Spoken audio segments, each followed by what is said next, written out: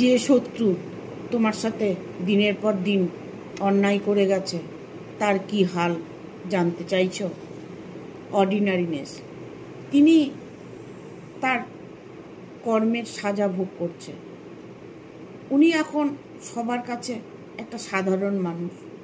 ওই মানুষটাকে সবাই এখন বুঝে গেছে, চিনে গেছে যে মানুষটি ভয়ঙ্কর একজন মানুষ। তাকে সবাই এখন তুচ্ছ তাচ্ছিল্য করছে। তাই তিনি সাধারণভাবে এখন থাকছেন, কোনো কিছুর মধ্যে ইনভলভ হতে চাইছেন না। ইনার ভয়েস, অন্তরের আওয়াজ।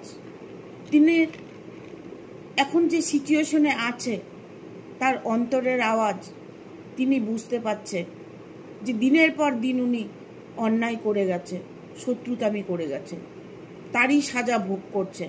উনি অন্তরে এই মালাই যোগ করছে। যারা অন্যায় করে তারা তাদের সাজা অবশ্যই ভোগ করে, সেই তার সাজা তিনি ভোগ করছেন। এখন তার মধ্যে একটা ম্যাচুরিটি আসছে, পরিণত আসছে। তিনি এখন বুঝতে পারছে যে আমি যে অন্যায়গুলো করেছি তার সাজাটা আমি ভোগ করছি। কোনোভাবেই তোমাদের ভালোটা সে চায়নি, অন্যের খারাপ চাইলে সে খারাপটা নিজের হয়। তিনি এখন তারই ফল ভোগ করছে। এখন নিজেকে অনেকটাই নিয়ন্ত্রণ করেছে, নিজেকে কন্ট্রোল করে নিয়েছে। শত্রুতামি অনেক হয়েছে, এখন উনি একজন সাধুর ব্যাস ধরেছে। উনি যেন কোনো কিছু করেনি, লোককে বোঝানোর চেষ্টা করছে। লোক তো তার আদতটা সবাই জেনে গেছে। তিনি নিজেকে এখন কন্ট্রোল করছে। Cleansing to the first. উনি এখন অতীতকে নিয়ে আঁকড়ে ধরে বাঁচতে চাইছে।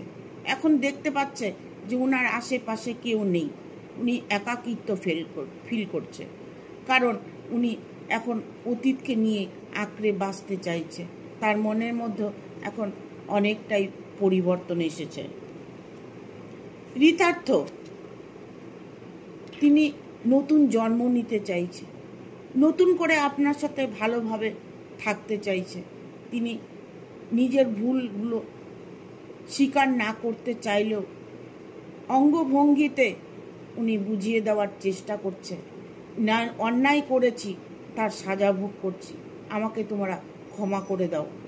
এইরকম একটা সিচুয়েশনে উনি সময় কাটাচ্ছেন, কারণ উনি অতীতকে কখনোই হারাতে